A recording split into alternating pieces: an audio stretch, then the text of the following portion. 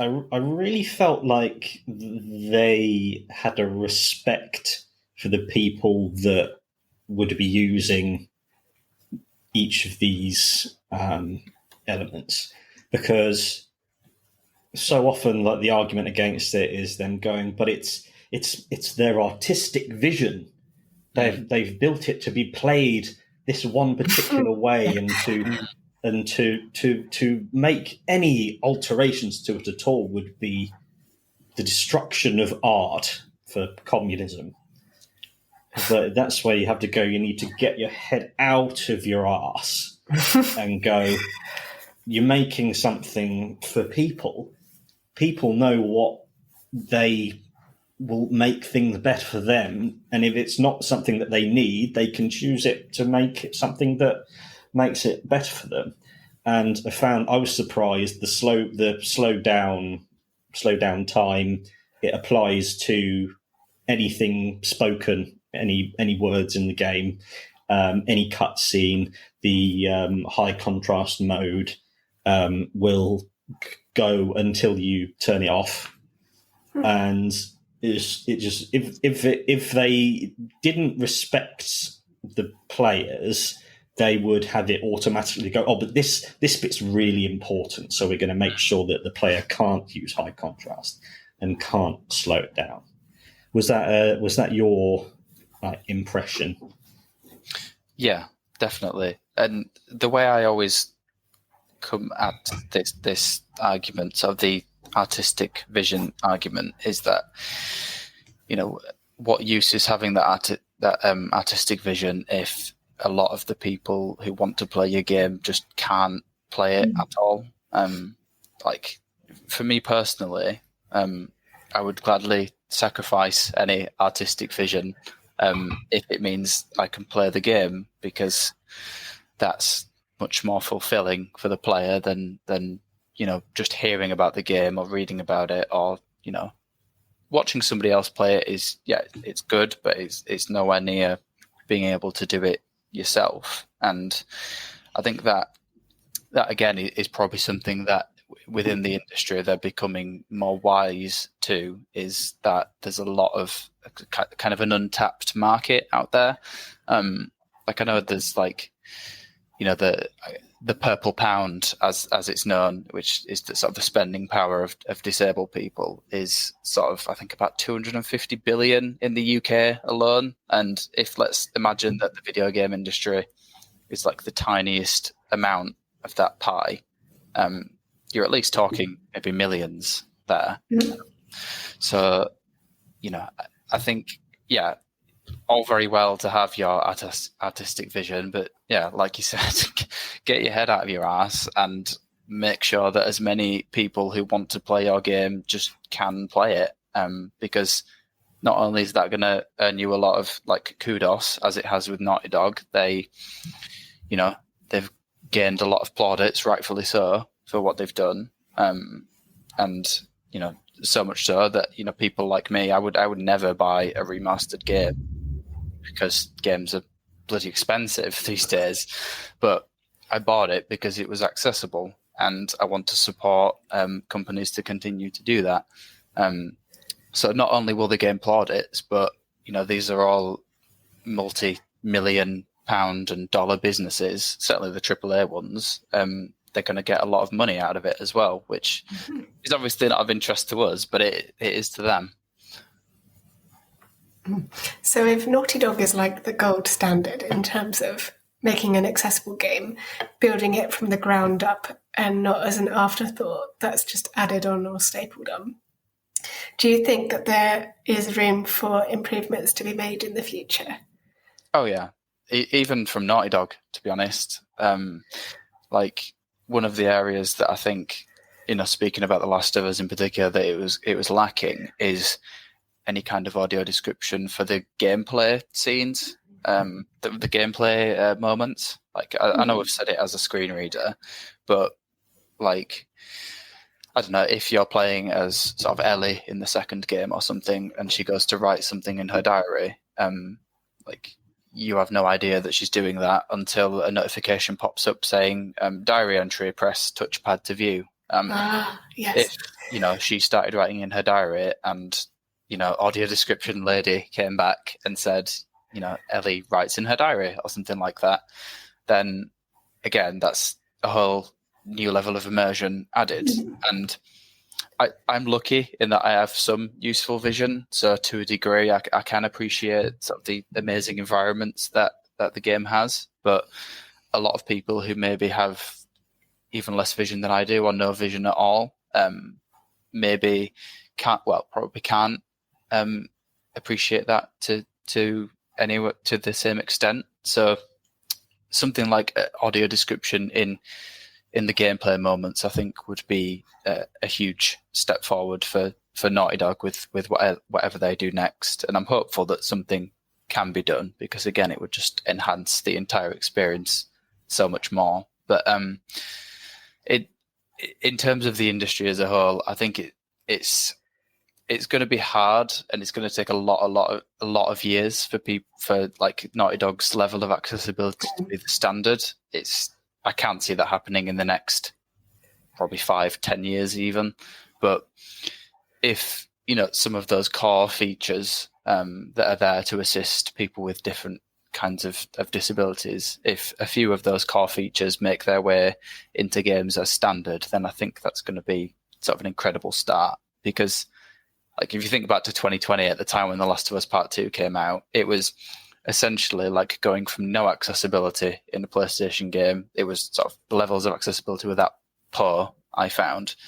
It was like going from 0 to 100. They sort of completely, they raised the bar that high that it's sort of impossible to reach the bar. So I think it's going to take a long while for the industry to catch up. They just need a bit of a nudge, really, to get them along the way. Yeah. I'm quite positive in that I think the gaming developers are generally quite competitive with each other. They have to be, because their job is to sell a lot of games and compete with each other.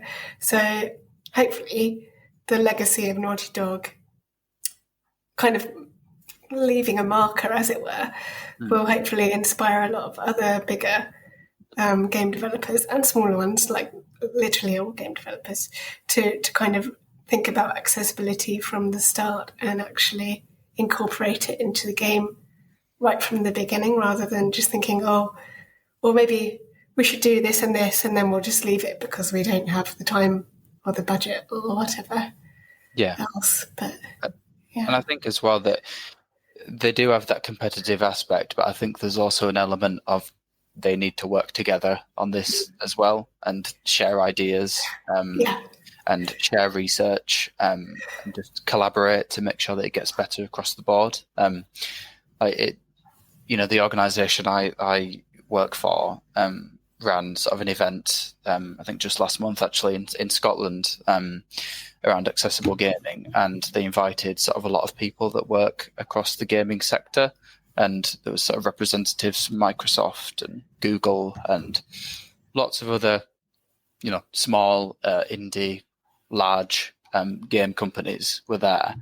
And sort of over 2 or 3 days, they just discussed accessibility and how it can become more involved in the sort of development process for games, and just how accessibility can become more central to the process. And I think events such as that are obviously vital as well, just to share knowledge and resources, really. And I think just touching on how it can get better. I know that we've spoken about The Last of Us quite extensively, but the one area we've not touched on or the one area that's still quite a difficult one to consider is online gaming, because The Last of Us Part 1 and 2 both completely single player, and they are supposedly making an online game, The Last of Us online multiplayer mode, but they've said that's been coming since 2020, so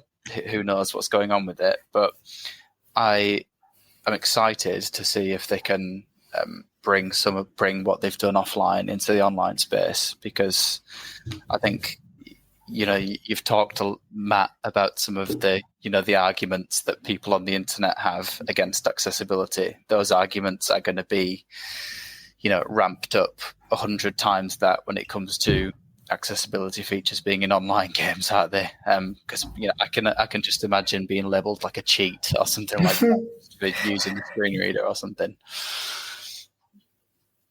You just absolutely made my head explode with that. that it's interesting. As you're thinking, I heard a wonderful bit of information recently about how, when in schools, I think it was either in America or in England, you were forced to write right-handed, and so all the evidence said that 100% of people are right-handed. But when they stopped forcing people to write right-handed, all of a sudden they think, "Oh my God, left-handed people exist now." And they go, "Hang on a minute, they've always been there. People who want to play games but can't because of accessibility issues, they've always been there. That purple pound is still a pound, and it's the pound that they want." And I was thinking that story games, obviously that it's perfect for story games because they're insular experiences that you can control exactly what happens all the way through. But they're not the most successful games. Can you imagine the Fortnite and Call of Duty, how many untold millions of players would be able to play it and how much more revenue that would generate? So I bet that because I know capitalism is at the heart of all these positive, altruistic things games seem to be, is good, but they're only doing it because of the money, and that has just filled a great big blank I can almost imagine the equation. I can almost imagine EA implementing loads of accessibility features into something like Apex Legends and making them like microtransactions. Yeah. If anybody would do that, I could see them saying, "Give us £2.50 and you can have 5 minutes of audio description." Yeah. Like a ticker on a taxi. Yeah. Oh dear. No, that's funny though, because you mentioned about sharing things as well, and EA's notorious for not sharing. If it was them that did Shadow of Mordor and Shadow of War, isn't it? Yeah, because they had the Nemesis system, and then they've basically made it so that no other developers can use it in any of their games. I don't know if that's. Sorry. No, you go. Another thing Ross said about the Naughty Dog is the cutting edge. It's the current apex of accessibility, but I think it's going to be just like with cars. They start off going, "Oh my God, this car that only the wealthiest people can afford," and how everyone's got a car, and it's 1,000,000 times better than it was than the first cars. And so much like after having my mind blown by the enhanced listening mode, I had so I thought there's the guy on Twitter and Twitch and everything. I think he's called the Sightless Gamer or something. He's blind and he plays games and streams it. And I just thought, this listening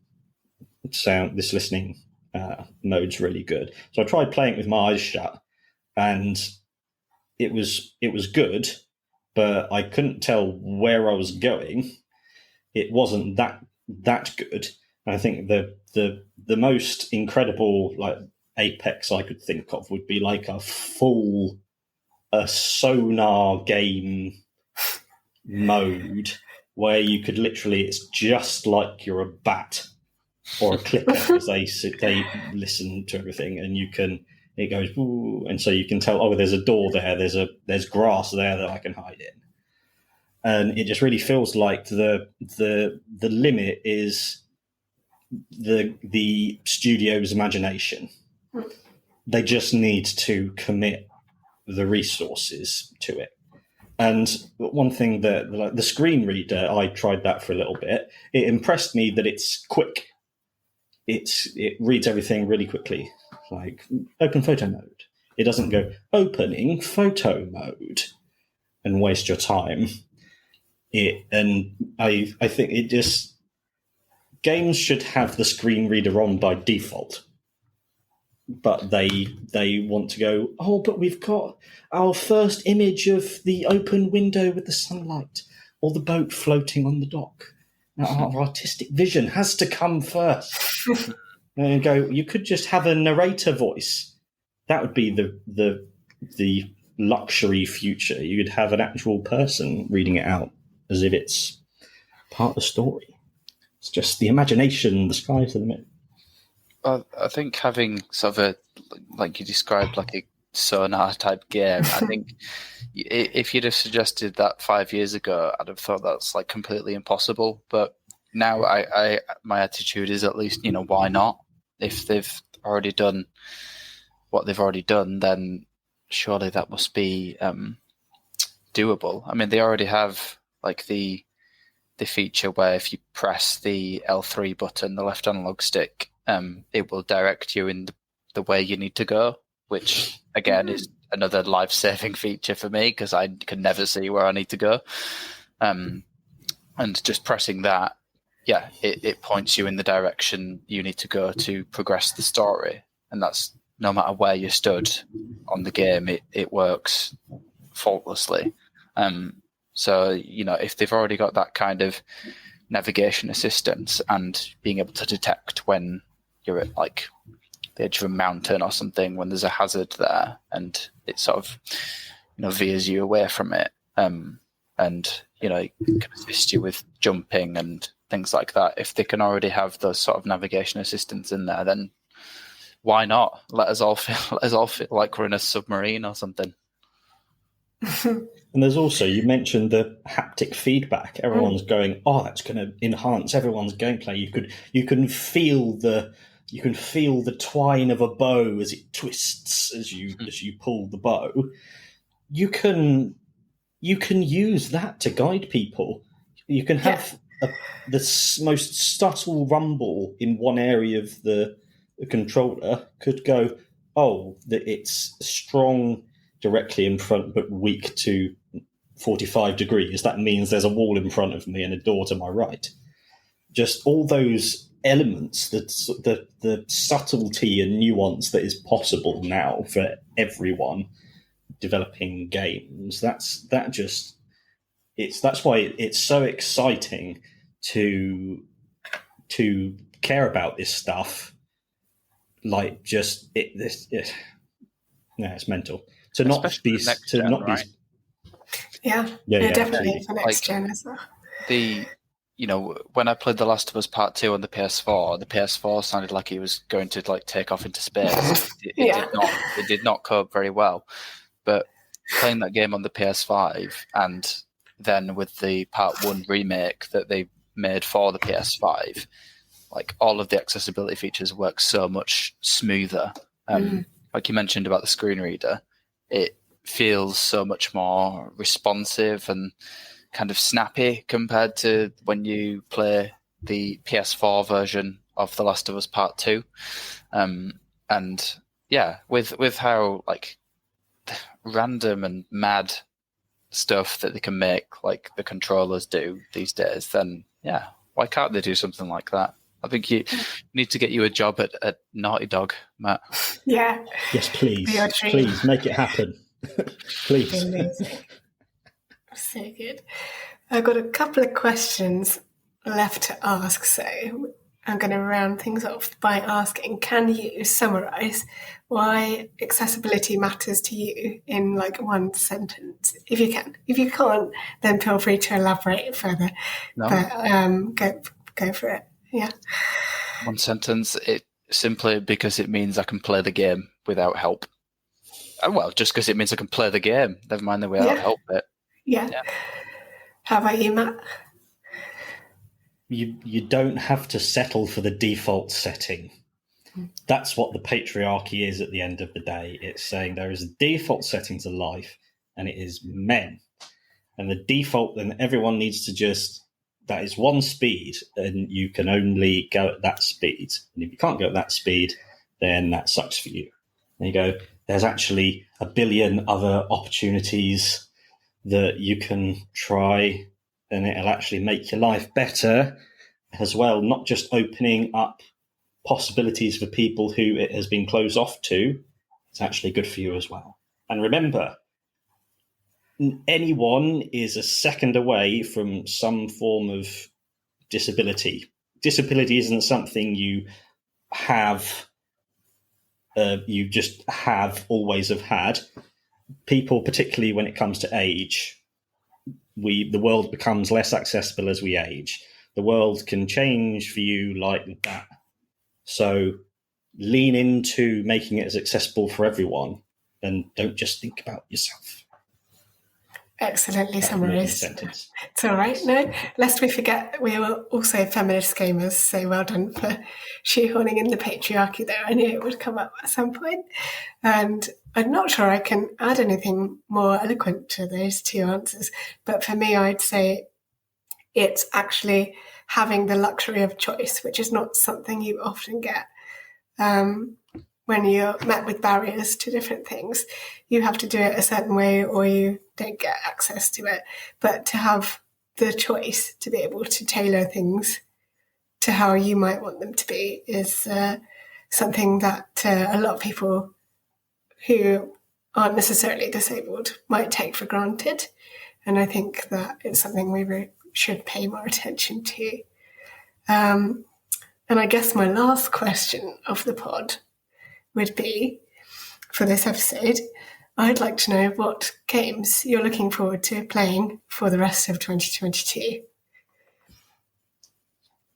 Shall I go first? Yeah, if you like, yeah. Well,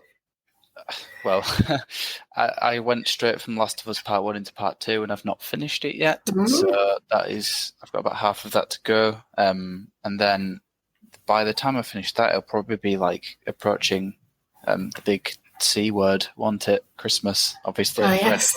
Maybe wasn't sure. And that would generally mean for me revisiting old games and playing them with my family, like Little Big Planet and party games like Jackbox and such. Excellent. But I do have half an eye on February and Hogwarts Legacy. Yes. Very good. Excellent. How about you, Matt? I think I know the answer. There's one which I have to remain silent until I finished it. Other two are Callisto Protocol. That looks really cool. And Call of Duty Modern Warfare 2. It's just the artwork alone for Call of Duty Modern Warfare 2 is enough to pay £70 for it. It's gorgeous. And I know which one you're staying silent on as well. And it's one that I am going to be playing very soon when it's released on the 9th of November. And that is God of War Ragnarok. But don't worry, I won't be spoiling you, Matt. I promise I will stay very quiet until you tell me that you finished it. And then we can have a big chat. Perhaps even a couple of podcast episodes on it, I'm sure. So talking of accessibility, that's another one you might want to check out for that, because apparently they've done quite a bit. Yes, I'm very excited to find out about all of those. They did a massive tweet. I think it was, I can't remember exactly when, that had loads of different tweets to it that explained each of their accessibility additions for this second game. And from what I can tell, it's definitely an improvement. And I will wait to see how much of an improvement, because I'm in my replay of God of War, which I'm doing to prepare for God of War Ragnarok.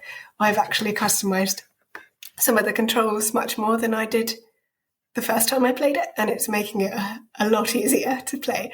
Like, I've got rid of button taps because I find they fatigue my thumb quite a lot, and also moved the Spartan Rage buttons from the triggers, or the sticks rather, to just pressing X and circle together, which is slightly easier.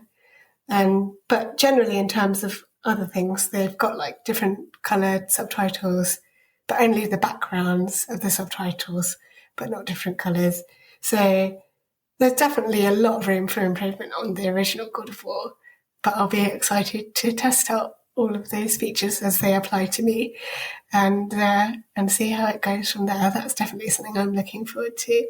And then I guess other games, there's a lot that has come out on the PlayStation Plus recently that I've downloaded but haven't yet played, like Superhot. I want to have a go at Injustice, and I think the Lego Harry Potters are coming out this month. They've announced, which is always a healthy return to childhood gaming for me anyway. So that should be fun to do, definitely. So we've got plenty to look forward to for the rest of the year. All that's left to say is a massive thank you to Ross for coming on the podcast. Unless you have anything else to mention, go for it, Matt. I have one final question, which I want to ask everyone, because I played through both games twice now, have had full time to soak in everything and developing my perspective on it. Who is the worst character in the two games combined? It's a universe of grey area, the grey area of violence. Who in that grey universe is the worst person? That's such an interesting question. Yeah, a lot of candidates. I think I'll take the easy one and go for David. Incredible performance from Nolan North, obviously, in that first game. But I'll go for David because he was just really weird, wasn't it? Him and his sort of cannibal friends. I'm excited to see actually if David's in the TV show that's coming out at the next year. But yeah, David was not a very nice person. It's interesting because I remember him very starkly from the first time I played it, and then it was even better this time. And then I didn't find out it was Nolan North until after with the another awesome thing. They've got director's commentary over the the cutscenes. That's so cool. Part one. Yeah, and it's awesome. And I have never really. Nolan North hasn't done anything for me.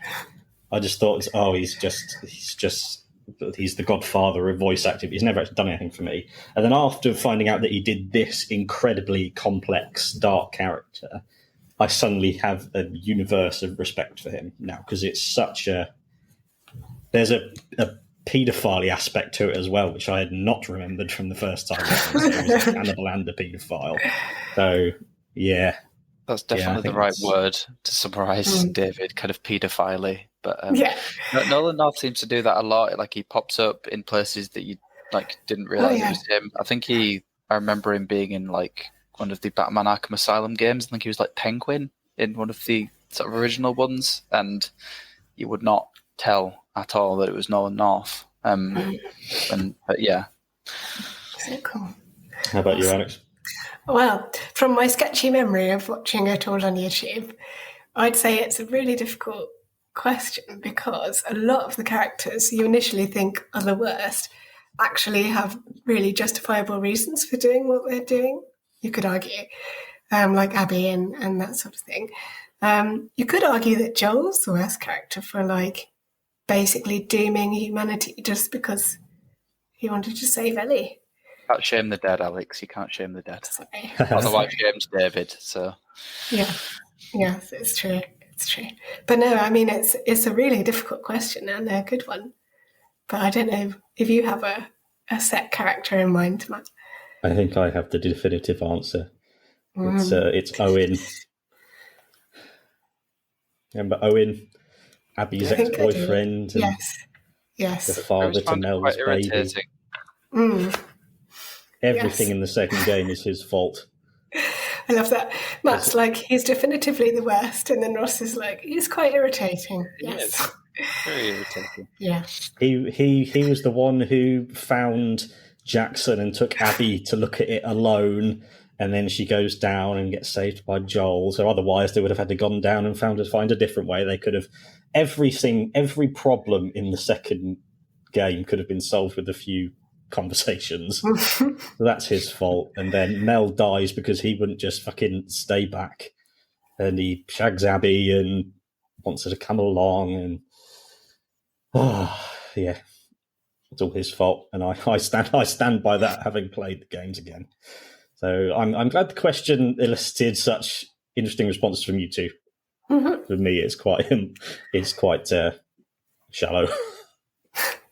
Always a pleasure.